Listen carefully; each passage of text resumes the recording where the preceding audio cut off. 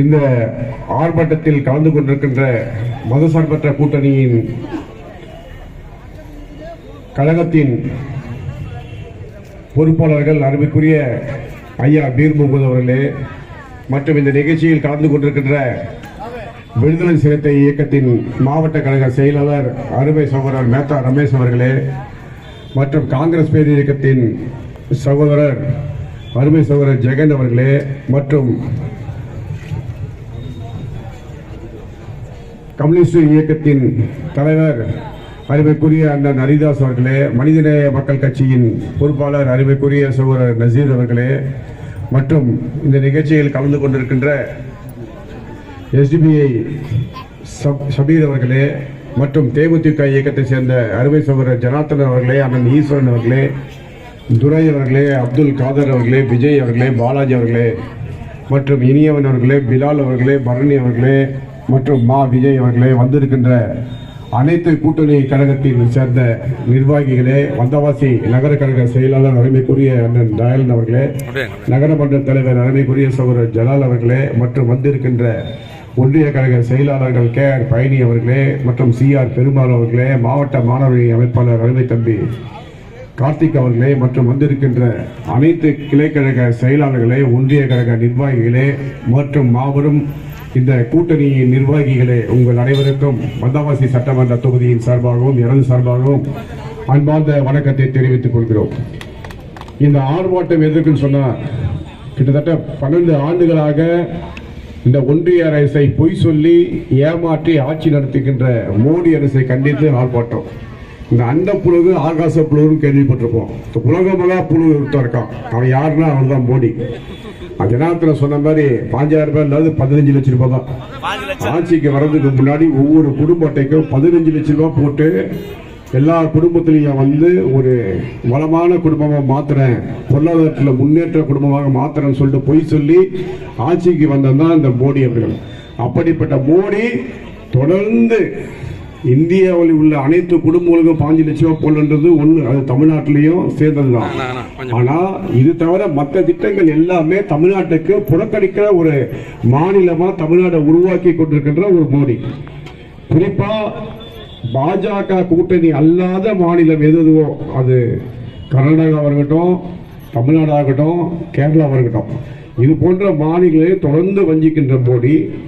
அதுவும் ஸ்பெசிபிக்கா தமிழ்நாடு மட்டும் அதிகமா வஞ்சிக்கின்ற ஒரு மோடி.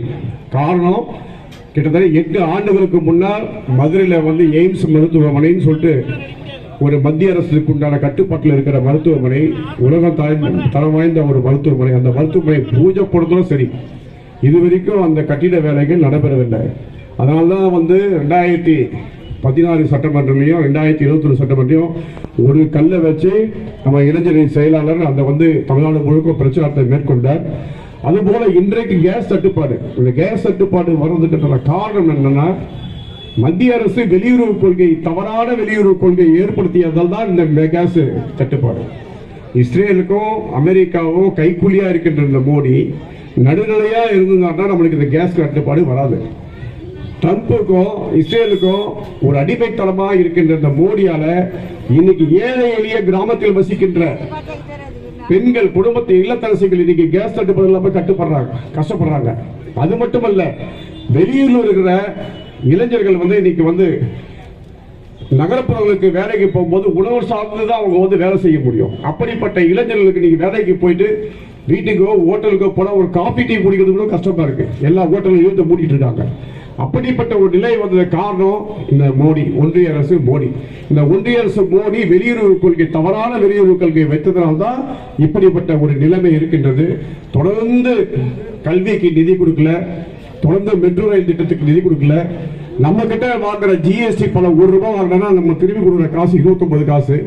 இப்படி பல வேலைகள், இவ்வளவு திட்டங்கள் நமக்கு தட்டுப்பட்டாலும் தடுத்து நிறுத்தினாலும் திராவிட மாடல் முதலமைச்சர் அவரது சொந்த முயற்சியால் அவரது நிதிநிலை, இப்படிப்பட்ட நிதிநிலை மிக திறமையாக இருக்கின்ற காரணத்தினால் இன்று தமிழ்நாட்டிற்கு அனைத்து திட்டங்களும், மகளிர் உரிமை திட்டமாக இருந்தாலும் சரி, புதுமை பெண் திட்டம் இருந்தாலும் சரி, இல்லம் தேடி கல்வியா இருந்தாலும் சரி, மக்கள் தேடி மருத்துவம் இருந்தாலும் சரி, தமிழக புதுமை திட்டமாக இருந்தாலும் சரி, இப்படி எண்ணற்ற திட்டங்கள் தங்கு தடையின்றி கிடைக்குதுன்னா அவருடைய நிதி சுமை இருந்தாலும் அந்த ஆளுமை திறமை இருக்கின்ற ஒரு காரணத்தினால்தான் இன்று தமிழ்நாடு மக்களுக்கு தொடர்ந்து பல திட்டங்களை திறமையான முறையில் செய்து கொண்டிருக்கின்றார்.